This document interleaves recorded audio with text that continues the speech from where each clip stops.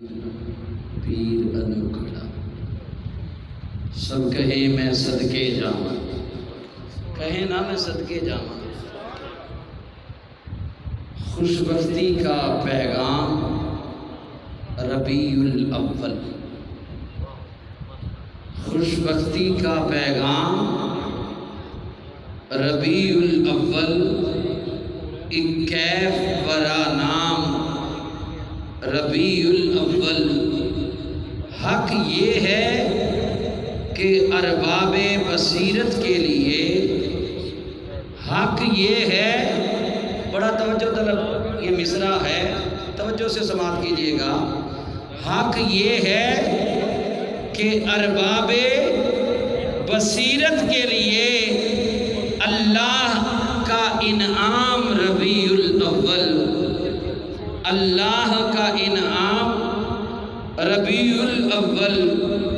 اور کوئی بھی امر ہو سرکار کی خوشی کے لیے، کوئی بھی امر ہو سرکار کی خوشی کے لیے، رضائے رب سے شریعت میں ڈل بھی سکتا ہے، رضائے رب سے شریعت میں ڈل بھی سکتا ہے۔ نماز عصر میں آئے گا لوٹ کر سورج، نماز عصر میں آئے گا لوٹ کر سورج، نماز ظہر میں قبلہ بدل بھی سکتا ہے، نماز ظہر میں قبلہ بدل بھی سکتا ہے۔ معزز حضرات، آئیے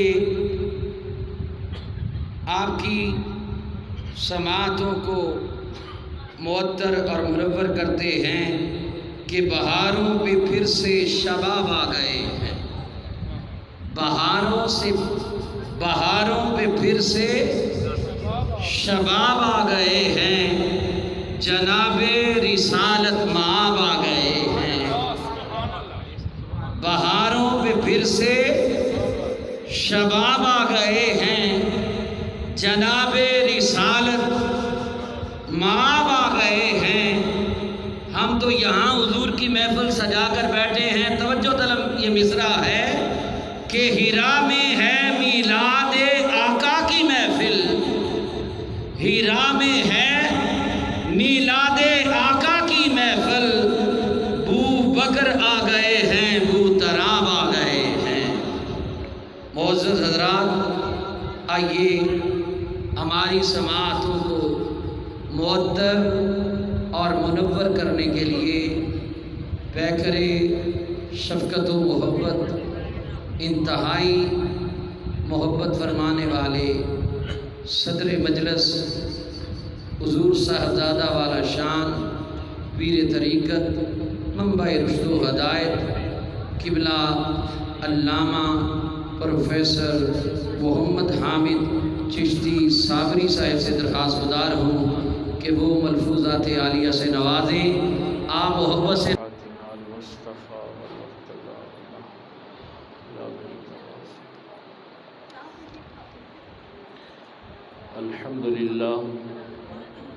الحمدللہ رب العالمین، والصلاة والسلام علی سید الانبیاء والمرسلین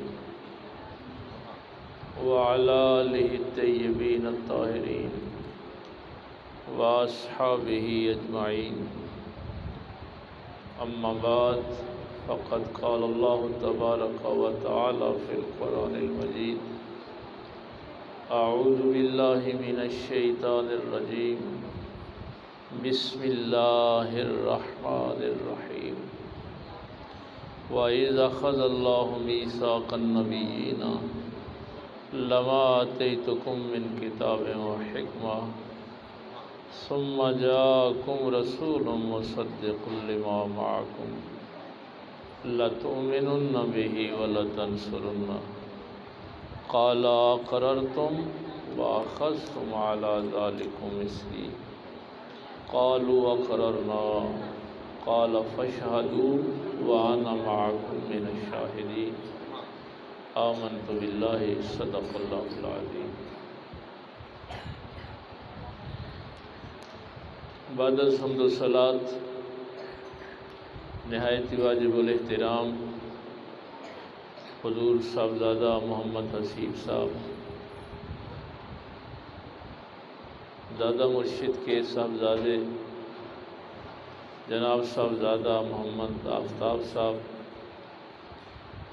حضرت صاحب قبلہ کے خلفاء جناب صوفی محمد اقبال صاحب، جناب صوفی نبی احمد صاحب، میرے بھائی مسعود الحسن معصومی صاحب، قاری محمد تنویر چشتی نظامی صاحب، قاری عبدالرحمن حمدمی صاحب، ہماری اس مسجد کے امام حضرت علامہ محمد سعید صاحب اور برخوردار واجد صاحب، دیگر معزز علماء کرام، سامعین و حاضرین، بزرگوں، دوستوں، عزیز بھائی، ہم نے 10 بجے قرآن کریم فرقان حمید کی تلاوت کے ساتھ اس محفل کا آغاز کیا تھا۔ یہ ہم قرآن کریم سب کو سورہ یاسین یا پارہ دیتے ہیں پڑھنے کے لیے۔ پتہ کیوں دیتے ہیں؟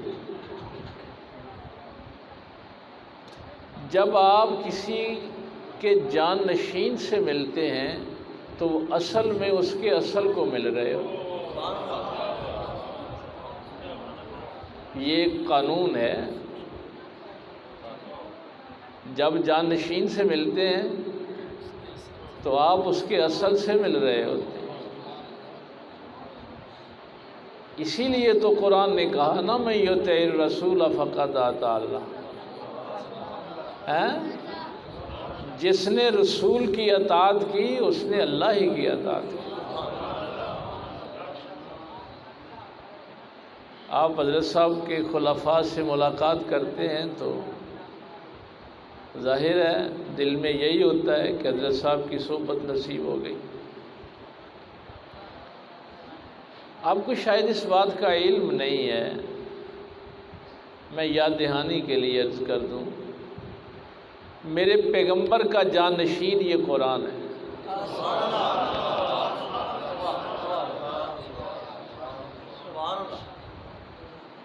اور یہ جو آپ سنتے ہیں نا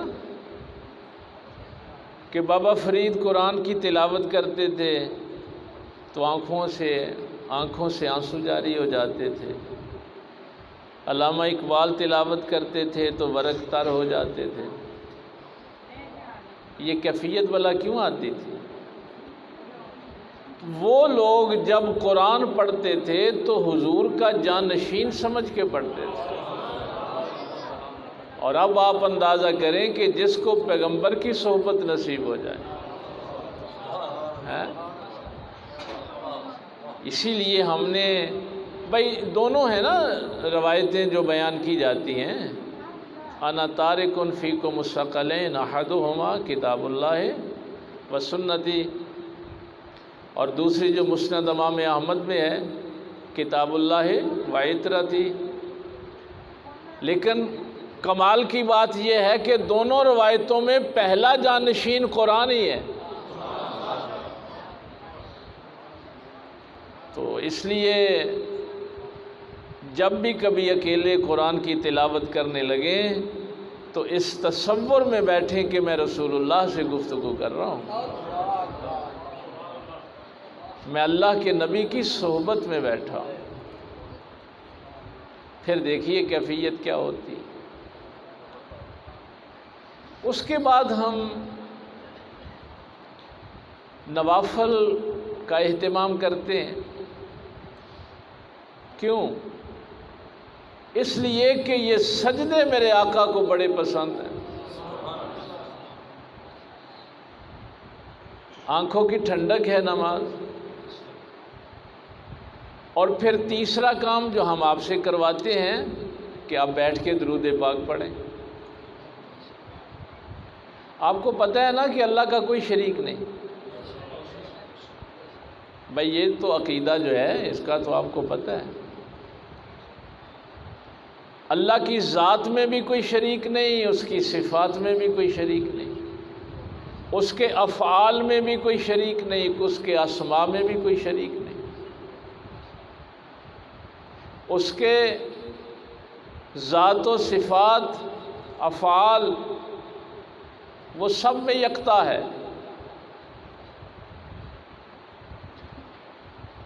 لیکن جو بات میں آپ سے کرنے لگا ہوں،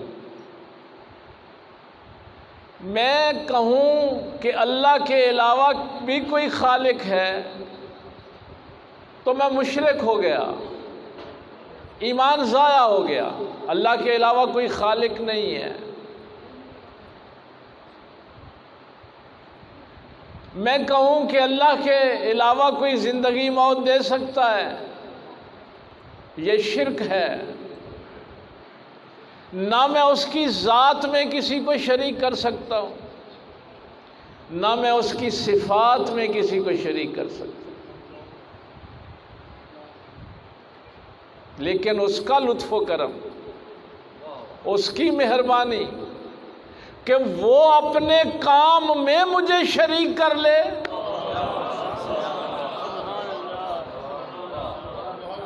ہاں، یہ اس کا لطف ہے نا کہ وہ کہے ان اللہ و ملائکتہ یصلون علی النبی یا ایھا الذین آمنوا صلوا علیہ وسلموا تسلیما۔ درود پڑھنا اللہ کہتا ہے میرا کام ہے، یہ اس کا لطف ہے، اس نے اپنے کام میں تمہیں شریک کر لیا۔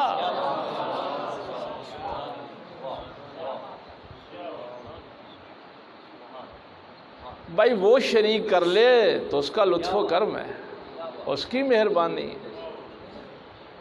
اس لیے ہمارے پیر و مرشد تو کہا کرتے تھے کہ تم سجدے کرتے نہیں ہو، سجدوں کے لیے لائے جاتے ہو۔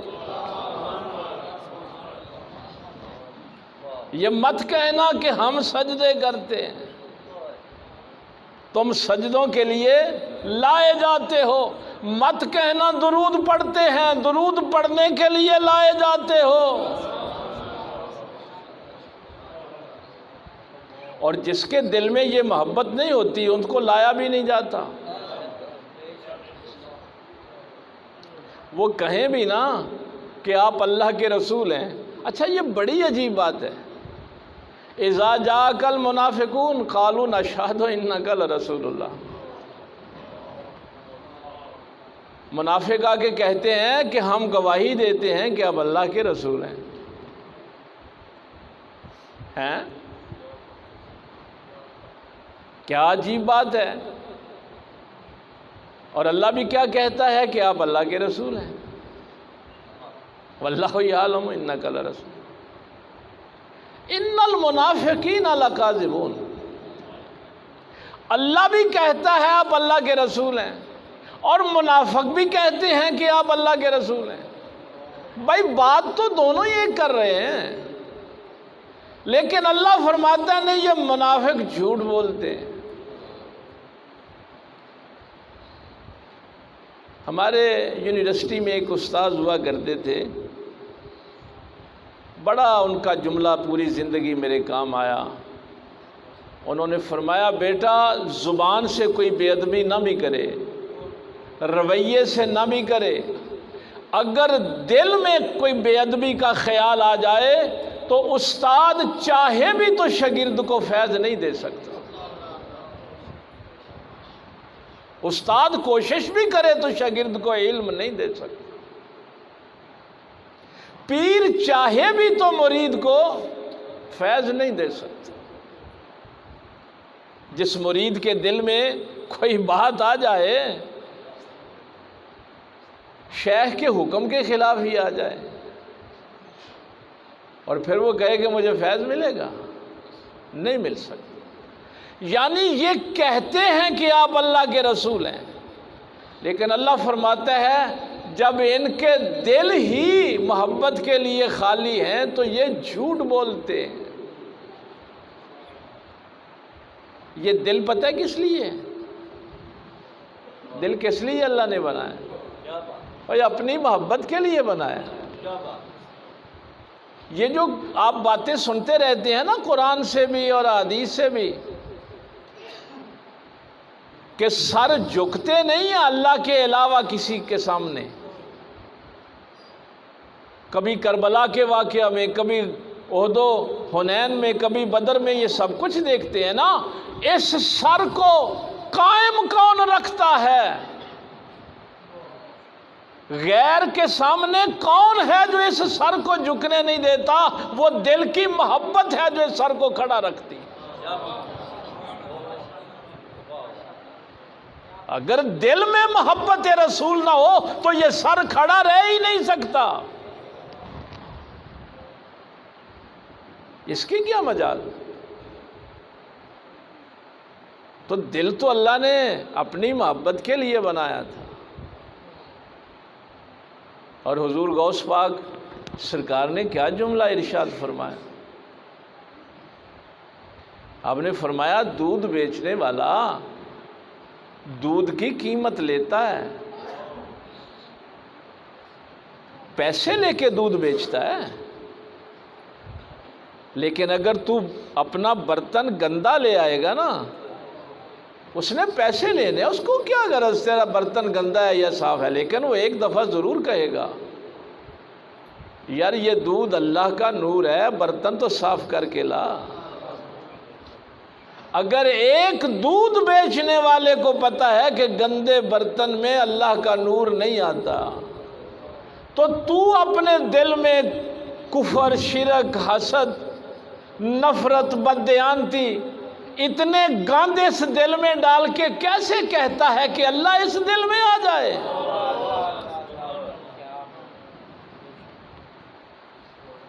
دو جگہوں پہ اللہ نہیں آتا، یہ بات یاد رکھنا۔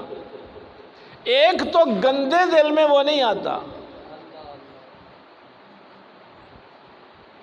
دل دا حجرہ صاف کر جانا کے آنے کے لیے۔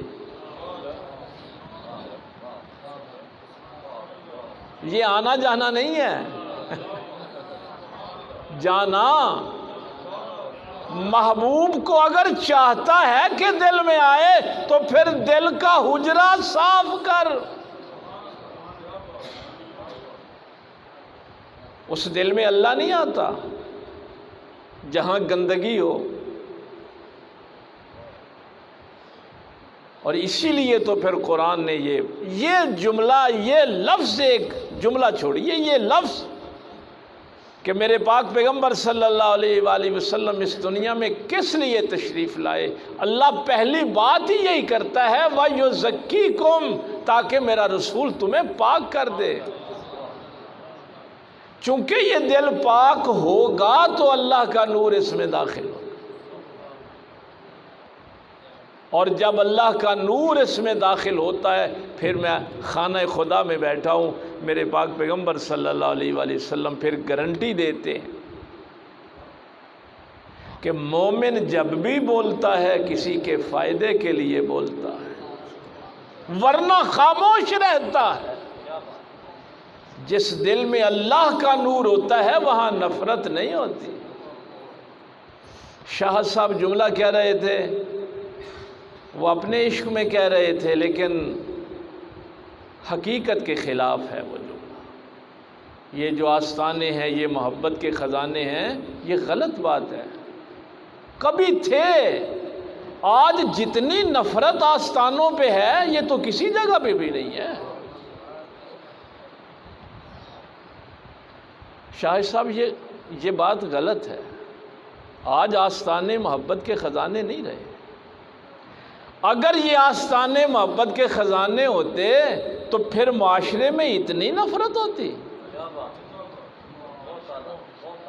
یہ معاشرہ نفرت کی گندگی میں ڈوبا ہوا ہوتا۔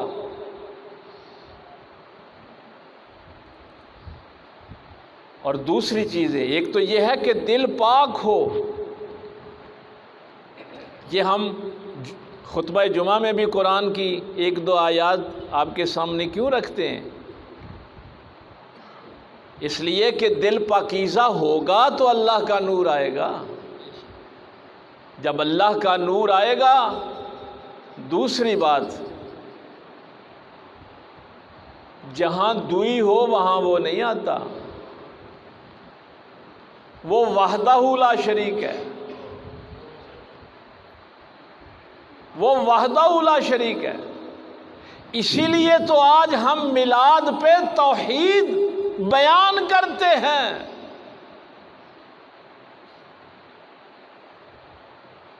کہ وہ اللہ کتنا عظیم ہوگا جس کا محبوب محمد اتنا عظیم ہے۔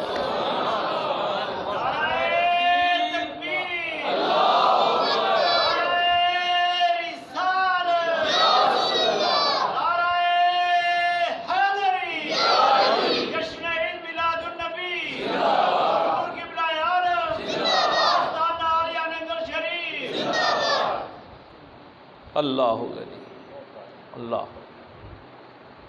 ویسے دو چیزیں نبی پاک صلی اللہ علیہ وسلم کے میلاد کے صدقے، ایک بطلان دور اور ایک بطلان تسلسل۔ اب آپ کہیں گے کہ لفظ کچھ بھاری ہو گئے ہیں، ان کو ہم تھوڑا سا آسان کر دیتے ہیں۔ یہ میں اس لیے بحثیں چھیڑتا ہوں کہ اگر کبھی کہیں کوئی ایسا شخص مل جائے تو آپ کو پتہ ہو کہ ہم نے گفتگو کیا کرنی، ہمارے عقائد کتنے واضح ہیں۔ دور پتہ کسے کہتے ہیں؟ یہ فلسفے کا موضوع ہے، اس کو میں سادہ کر کے عرض کرتا ہوں۔ مثلاً آپ کہتے ہیں کہ دو چیزیں ہیں، ایکس اور وائی، الف اور بے۔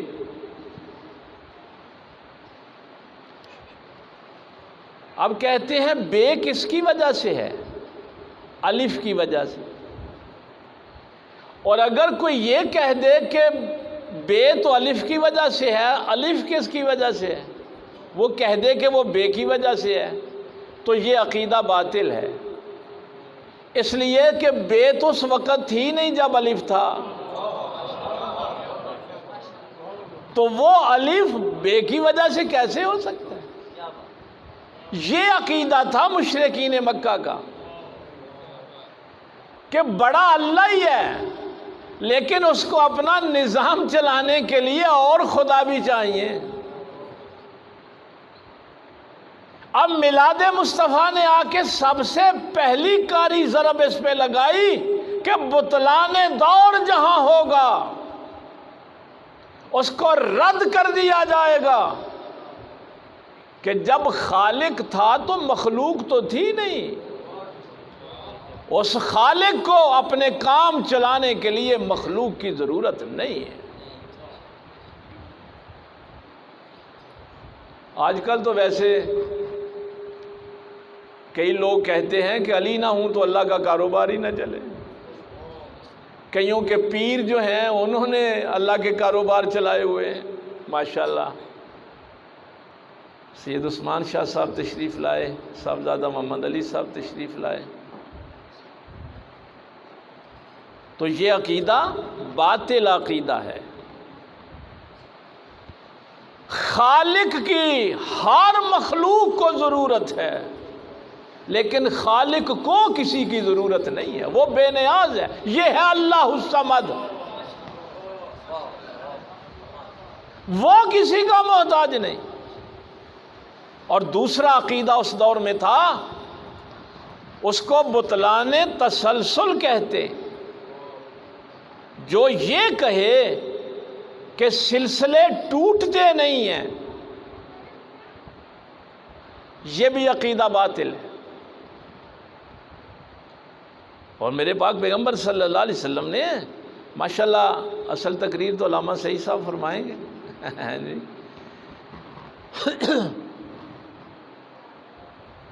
سرکار نے فرمایا کہ ابلیس تمہارے پاس آ کے کہے گا تجھے کس نے بنایا؟ تم کہو گے کہ مجھے اللہ نے بنایا۔ اچھا، تیرے باپ کو کس نے بنایا؟ کہو گے اللہ نے بنایا۔ تیرے نبی کو کس نے بنایا؟ اللہ نے بنایا۔ زمین و آسمان کس نے پیدا کی؟ اللہ نے کی۔ سرکار نے فرمایا آخر میں وہ تجھ سے پوچھے گا اللہ کو کس نے بنایا؟ یہ نبی پاک صلی اللہ علیہ وسلم نے ہماری رہنمائی فرمائی ہے۔ آخر میں پوچھے گا بتاؤ اللہ کو کس نے بنایا؟ تو فرمایا اگر یہ وسوسہ کبھی آئے تو کہنا کہ اللہ اور اس کا رسول ہی بہتر جانتے ہیں۔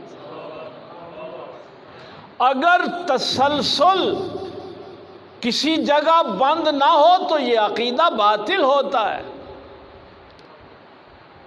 اب یہ جو شمشیر صاحب سے لے کے پیچھے اساتذہ کرام بیٹھے ہیں، میں ان کو ایک مثال عرض کرنے لگا ہوں۔ یہ نہیں ہے کہ یہ صرف مذہب کے معاملے میں ہے، دنیا کے ہر علم میں یہی شرط ہے کہ ہر علم میں ایک مقام ایسا آئے گا جہاں پہ تسلسل توڑنا پڑے گا۔ دنیا کا کوئی علم ایسا نہیں ہے جہاں تسلسل کو ایک جگہ جا کے روکا نہ جائے۔ آپ نے ٹرائی اینگل بنائی، مثلث جسے کہتے ہیں، 3 قطعات خط آپ نے جوڑے، ایک مربع بنا لیا مستطیل۔ کسی نے پوچھا کہ مستطیل کیسے بنی؟ کہا جی یہ 4 قطعات خط تھے، ان کو جوڑا اور بن گئے۔ قطع خط کیسے بنا؟ بھائی یہ لکیر جو کھینچی یا آپ نے یہ الفاظ لکھے، یہ لکیر جو ہے یہ کیسے بنی؟